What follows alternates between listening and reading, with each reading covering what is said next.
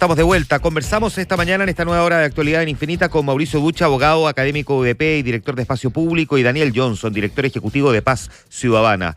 Mauricio, Daniel, ¿cómo están? Buenos días. Hola, muy buenos días. Hola, muy buenos días. Hola, buenos días a los dos. Me contó un pajarito que don Mauricio te da cumpleaños, así que muy feliz cumpleaños. No, felicidades, Mauricio. Sí. Son solo 55. Oye, pero... y pisciano, felicidades, Mauricio. Oye, y trabajando el día del cumpleaños, era ese sacrificio. Te vamos a hacer trabajar, Daniel, como está de cumpleaños, déjame partir preguntándole algo a Mauricio.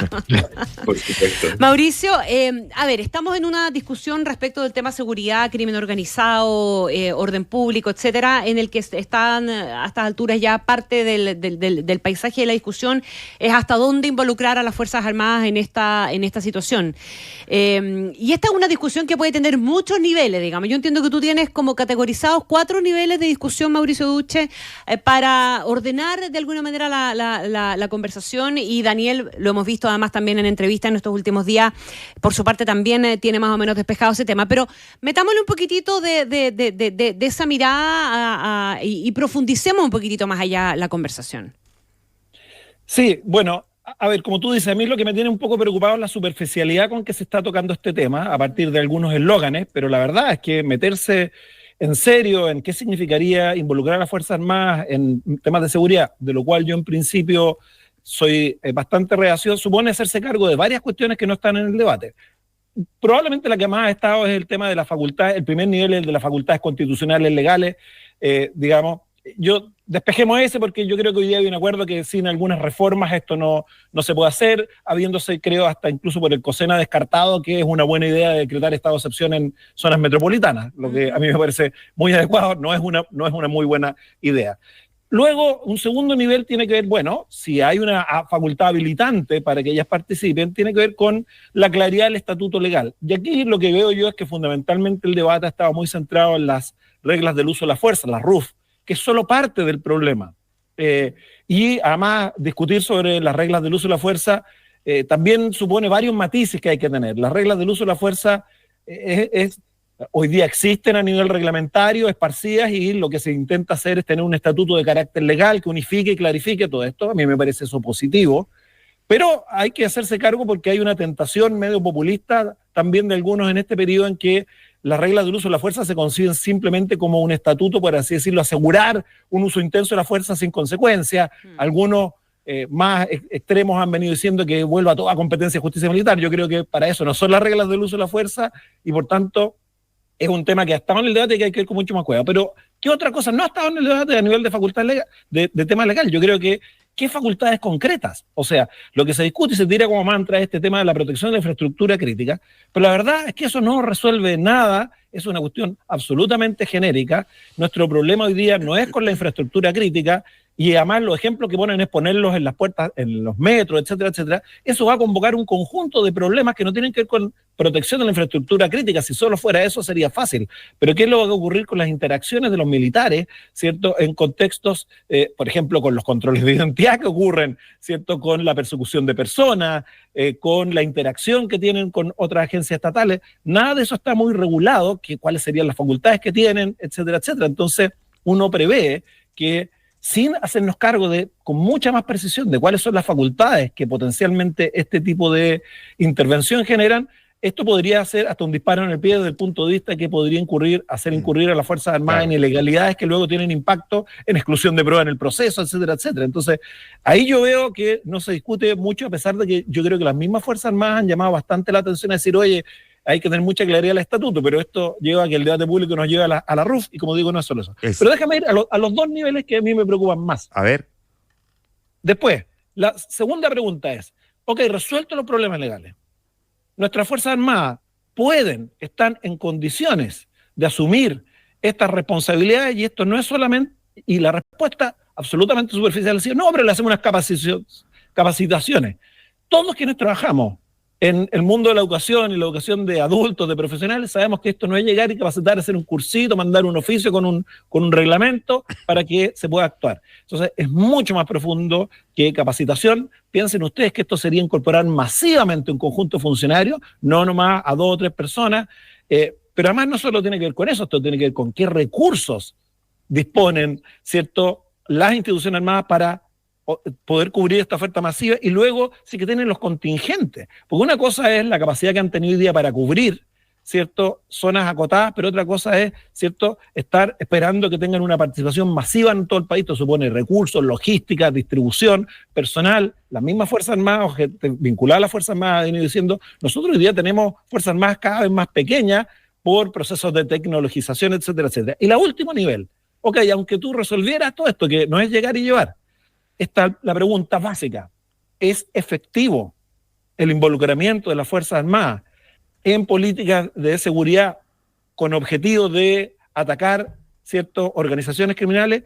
Y aquí hay que revisar la evidencia, hay que revisar el contexto chileno, ¿cierto? Y hay que tener una mirada política pública de compensar costos con beneficios. Y en este nivel no hay nada en el debate público, allí donde la evidencia en América Latina dice, oye, no ha sido muy exitosa el involucramiento de las Fuerzas Armadas en materias de seguridad pública, para ir a los ejemplos más cercanos, porque no vayamos, ¿cierto?, a Francia o a Alemania, vamos a Colombia, vamos a México, ¿cierto? Y hay evidencia muy reciente de buena calidad que demuestra que no ha sido, ¿cierto?, muy exitosa la intervención. Ya, perfecto. Y luego, y hay que ver el contexto en Chile. O sea, en Chile, el problema, ¿cierto? Por ejemplo, a muchos diputados políticos yo lo he visto diciendo, no, pero como en Francia, como en Italia. Bueno, pero es que ahí están reaccionando a una respuesta muy distinta, que es el terrorismo yihadista.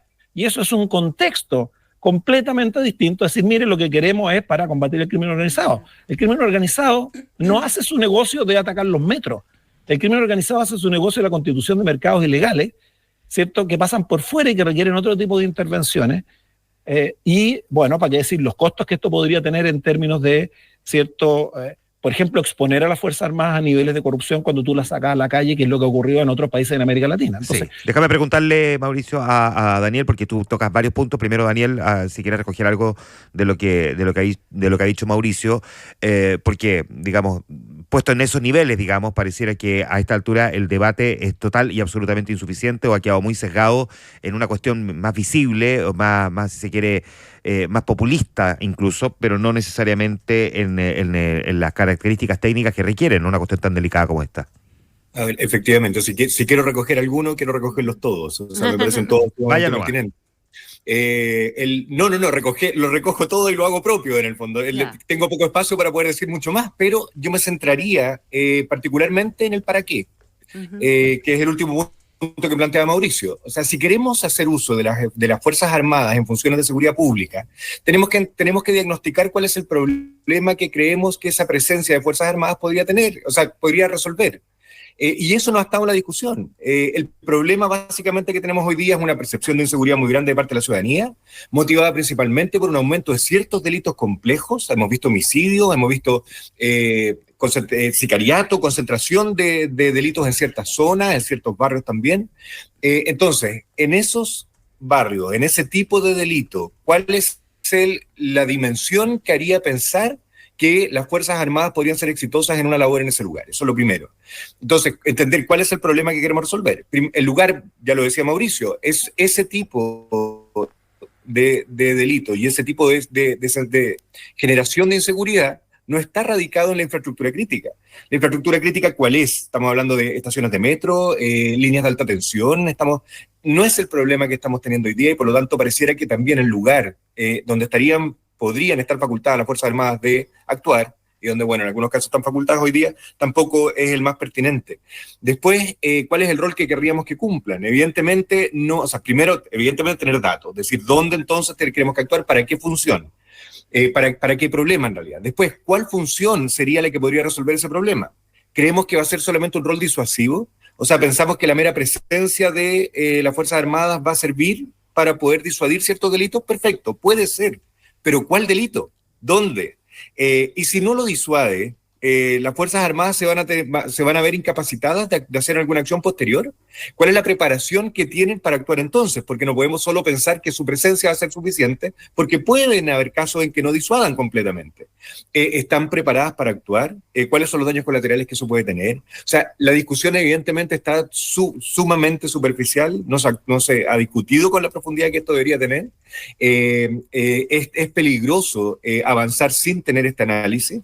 y es peligroso implementar un tipo de política de este tipo masivamente también. O sea, si es que a pesar de todas estas preguntas, que uno podría tratar de resolverlas, se resolvieran y pareciera que es razonable y se toma una decisión de ese tipo, masivamente jamás. O sea, lo que nos ha enseñado la política pública es que es bastante impredecible los impactos que puede tener una nueva iniciativa como esta, y por lo tanto tendría que ser en un inicio sumamente acotada, en algún lugar donde realmente pensemos que podría tener impacto, evaluarla en profundidad, medir esos resultados, y si eso resulta ser pertinente, la recomendación sería ampliarlo quizás a una etapa posterior. Daniel, ¿tú te imaginas algún lugar donde pudiese ser pertinente y alguna causa, alguna razón, algún para qué?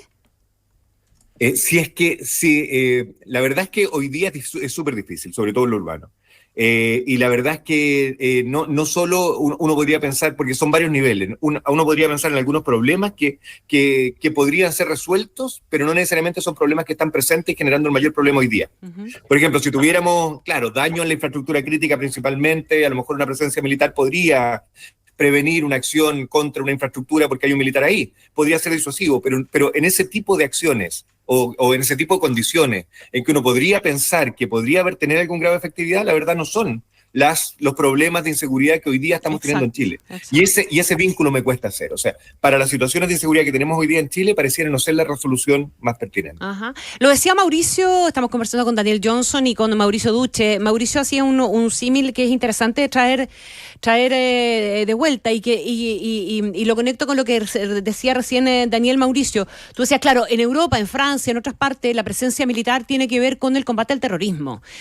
Nosotros hemos desplegado militares en la macrozona sur, básicamente como una respuesta también a actos de corte terrorista, reconocidos así por la propia autoridad, y también el cuidado de carreteras, rutas, etcétera, por el robo de madera, y en el norte para también el cuidado y el apoyo al cuidado de la frontera. Son dos cuestiones muy distintas de lo que se está pretendiendo hoy día traer al debate como partícipe en las Fuerzas Armadas de esta eventual custodia, cuidado, etcétera, etcétera, de zona urbana. Yo no me los imagino en la cabeza de nadie entrando a las poblaciones, ¿verdad? Pero sí presencia urbana que uno se imagina cómo efectivamente desarrollarla. Entonces, claro, ahí hay una cuestión, hay en parte una discusión que parece que no estamos llevando de la mejor manera. Tú, Mauricio, ¿te imaginas algún espacio donde pareciera pertinente, donde pudiese eventualmente resultar esa colaboración en zonas urbanas, pensando en el crimen organizado, en no estar disparando moscas con... Bueno. Es que, claro, imaginárselo como una estrategia masiva... Perdona, porque los alcaldes han mencionado lugares, ¿verdad? Sí, pero es que lo que pasa es que los alcaldes... Y tienen más relación con lo otro que estábamos hablando. Claro, es que los alcaldes tienen hoy día, uno entiende, una cierta desesperación porque están enfrentando un problema de seguridad en sus comunas y ellos lo que le están pidiendo al Estado es algún tipo de medida que ayude, ¿cierto?, a controlar el enorme temor al delito que ellos perciben en sus comunidades y por tanto ven que tal vez la presencia militar, ¿cierto?, podría contribuir con eso, claro, pero... Para la percepción, en el fondo, para cambiar la percepción de la gente. Exacto, porque y los alcaldes fundamentalmente, cuando uno ve, hacen ese argumento. Pues la verdad es que toda la evidencia te indica que eso no va a traducirse. Por ejemplo, hay un trabajo muy interesante publicado hacia mediados del año pasado en Cali, Colombia, en donde se siguieron estrategias de involucrar a los militares en actividades por así decirlo, habituales de policía, y la evaluación que se hizo con posterioridad empírica es que no produjo un resultado en la disminución de la delincuencia ni mejoras en la disminución del temor. Entonces, claro, yo creo que el debate en materia de seguridad, lo hemos discutido tantas veces, no puede estar solo entregado a las intuiciones. Claro, intuitivamente uno piensa que si pone un militar la gente se va a sentir más segura, ya, pero ¿cuánto dura eso? Si los delitos habituales a los que se ven expuestos las personas siguen produciéndose y se desplazaron media cuadra. ¿Cuánto va a durar esa sensación de seguridad? Entonces, en la medida en que descansemos con estas, por así decirlo, nociones intuitivas, el problema no va a resolverse de fondo y tal vez se vaya a incrementar. Y esto es parte del costo que tiene descansar en este tipo de soluciones que no son efectivas. Daniel, tú decías el otro día en una entrevista en La Tercera que el tema de la seguridad es fundamentalmente un tema de Carabineros y aquí yo sé que los dos tienen una mirada y han venido trabajando y hemos hablado de este tema varias veces. Tenemos reforma de Carabineros pendiente. ¿Cuánto de lo que está pasando hoy día también se puede atribuir a que no hemos hecho a tiempo la pega con Carabineros y estamos pidiendo, exigiendo y eventualmente tratando de tapar el sol con un dedo, ¿verdad? Pensando en que sacar a las Fuerzas Armadas a la calle puede terminar siendo una solución cuando la solución de fondo eventualmente pasa, no sé si solo pero también por el tema de Carabineros. Daniel. Muchísimo. O sea, ese era como que podríamos complementar toda esta conversación que hemos tenido hasta ahora. El buscar la acción militar en el orden público, evidentemente, está antecedido por la percepción de que la institución que hoy día debería cumplir esa función no la está cumpliendo. O sea, tenemos una necesidad de cumplir una función que no estaría cumpliéndose. ¿Cuál es? La presencia policial en el territorio, patrullajes preventivos, etcétera, que han mostrado ser efectivos para disminuir una cantidad de delitos. No todo, evidentemente. Los homicidios son muy poco prevenibles con un patrullaje, porque ocurren poco dispersos en el territorio. Pero sí los delitos que son más masivos y que tienen una gran afectación a la ciudadanía, como los delitos de robo en la vía pública, hurtos, robos con violencia incluso, etcétera. Entonces, evidentemente hay un problema y un diagnóstico inicial que nos hace pensar en ocupar a los militares, que es que las policías no están ejerciendo el rol que ellas deberían ejercer en el territorio. Uh-huh. ¿Por qué no lo ejercen? Porque Carabineros tiene una cantidad, en particular Carabineros, que es la institución que está llamada a hacer este rol disuasivo, preventivo en el territorio, es porque tiene una cantidad de funciones muy importante. Carabineros es disciplinado en el cumplimiento de las funciones que tiene asignadas. Entonces ocupan muchos recursos para esas funciones que para ellos son impostergables. Por ejemplo, acompañar a una persona a hacerse un alcotest, acompañar a una persona a hacerse una constatación de lesiones, entregar una orden judicial. Todas esas acciones en que parten el día lleno de una lista importante de acciones que tienen que cumplir, las cumplen.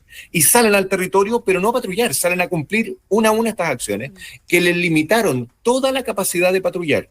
Hoy día Carabineros prácticamente no patrulla, porque está lleno de este tipo de acciones.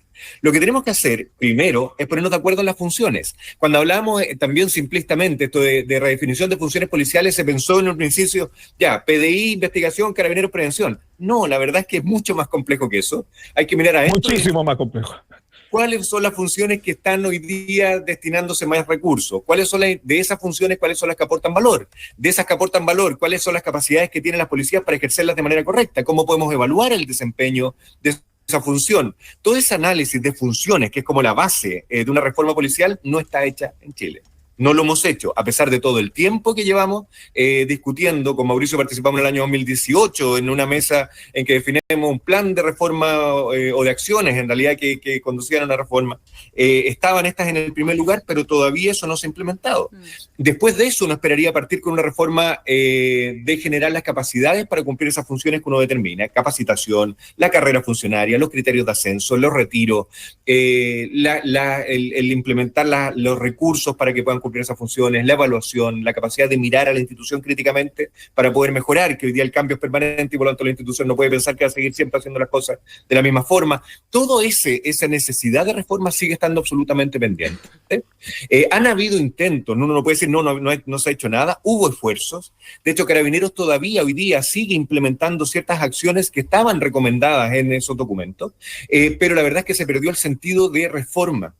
Y cuando la reforma se transforma en un listado de acciones, el realizar ese listado de acciones no garantiza el resultado que se buscaba con la reforma. Ese es el problema. Si no mantenemos el norte, si no vamos mirando si esas acciones están o no cumpliendo con el objetivo que estaban diseñadas, si no hacemos ese acompañamiento, la reforma no va a tener resultado. Y lamentablemente ese acompañamiento no puede ser interno de Carabineros. La reforma evidentemente es con Carabineros, ellos tienen que participar, ellos saben los problemas que tienen, cómo realizan las cosas, el por qué, siempre hay razones. Y todo eso es necesario conocerlo y por lo tanto hay que hacerla con ellos. El que va a tener la visión de bosque para poder conducir un proceso de reforma debería ser el Ejecutivo. Claro. Y lo que hemos visto en los últimos años es que el Ejecutivo renunció, si bien generaron una unidad consultiva en que yo participo, pero la verdad es que en esa unidad consultiva le hemos pedido repetidamente que nos muestren un plan de reforma. ¿Hacia dónde va? Y eso, la verdad, no lo hemos visto y por lo tanto no está. Pareciera no estar, dicen que hay algo, pero no se hace público. Y mientras nosotros mismos que estamos en esa comisión no lo conozcamos, la verdad es que es bien improbable que estén trabajando en función de un plan en conjunto con las policías. Eso no lo estamos viendo. Ya, ahora, a los dos, ¿por qué todo eso no está? ¿Cómo habría que interpretar desde el punto de vista político, o si se quiere incluso del debate técnico, que no esté. A ver, yo creo que la explicación que da Daniel, en mi opinión, tiene que ver con que fundamentalmente en algún punto, yo diría post-estallido, lamentablemente los avances que tuvimos en la discusión en el país acerca de la necesidad de reformar a las policías y unos acuerdos bien importantes en términos de qué significaba eso, por así decirlo, se dieron ante una politización que se generó del tema. Por ambos extremos, algunos querían refundar, otros entonces vieron la reforma como un ataque y una oportunidad de posesionarse en materia de seguridad pública, y lamentablemente ese estilo de, por así decirlo, extrema politización en este tema, o sea que este tema cuesta ponerle baño frío, se ha mantenido lamentablemente y hay muy poco espacio en los órganos que toman estas decisiones, también en el Parlamento, de avanzar con una agenda un poco más robusta. Entonces yo creo que ahí tenemos un problema, una piedra de tope que se está viendo en otras áreas también, o sea, esto es un problema más bien de sistema político, y esa es una solución que pasa un poquitito más, bastante más allá de nuestras expertise con Daniel, digamos, pero yo creo que ahí tenemos una piedra de tope en muchos temas en seguridad, y lo que ha ocurrido con la agenda de seguridad es que se transformó en una agenda de listado, como dice Daniel en general, o sea, si ustedes ven la competencia del Ejecutivo, del Parlamento, es quién puede invocar mayor número de leyes aprobadas. Ese nunca ha sido un indicador para evaluar nada. Lo que deberíamos estar discutiendo es el impacto, los resultados que están teniendo esas leyes o la implementación de políticas públicas, y eso, lo que es evaluación, seguimiento, planes de implementación, hoy día son secundarios en todo este tema. Lo que importa es aprobar un número de leyes. Entonces hay una dinámica que nos tiene muy complicados en el tema de seguridad, en mi opinión. Y yo tomando el punto que dice Mauricio, creo que es un error enorme el haber haciendo, bueno, Mauricio lo plantea también, este distanciamiento, porque la verdad es que no existe la diferencia de criterio desde lo técnico. La reforma es para fortalecer a Carabineros. Entonces, el haber visto a la reforma como un riesgo de debilitamiento institucional es justamente la mirada errada a un proceso de este tipo. La reforma lo que hace es fortalecer las capacidades de Carabineros para prestar servicio a la ciudadanía. Es reconocer que es una institución fundamental para el país, que la seguridad está afectada directamente por la acción que Carabineros hace, que el cambio es permanente y por lo tanto Carabineros no podemos seguir teniendo una institución que tiene rigideces para poder adaptarse a las necesidades, que tenemos que hacer transformarla en una institución que aprende de cada una de sus acciones y que se va mirando y que de esa manera se va fortaleciendo permanentemente su función, y al fortalecerse en su función se va fortaleciendo en el reconocimiento ciudadano también. La ciudadanía valora la institución cuando entiende que su labor está siendo exitosa. Entonces, todo esto que era para fortalecerla se entendió como lo que hablábamos de reforma, estaríamos debilitando a una institución porque parecería una crítica, y la verdad es que no es eso el concepto, es todo lo contrario, es que reconocemos el valor que tiene y por lo tanto necesitamos fortalecerlo. Ya, pues no sé si quieren agregar una última cosa antes de que nos vayamos deprimidos para la casa, digo. Que se pueden hacer cosas aún, que estamos a tiempo, que agradecemos, yo por lo menos agradezco mucho estos espacios para tratar de poner estos puntos y para tratar de que se mire el problema desde la evidencia y por lo tanto cambiemos ese enfoque de decisiones políticas que parecieran ser para la galería a temas técnicos. Y yo quiero agregar algo, o sea, yo creo que independiente de los complejos momentos que podemos estar viviendo en seguridad, no olvidemos que Chile, a diferencia, yo diría, la mayoría de los países de la región, tiene algunas condiciones institucionales que hacen pensar que nosotros tenemos capacidad para enfrentar esto. Y lamentablemente el debate, por los incentivos que hay, a veces pareciera que lo que requiere es mostrar que todo lo que tenemos es malo, todo lo que hace es malo.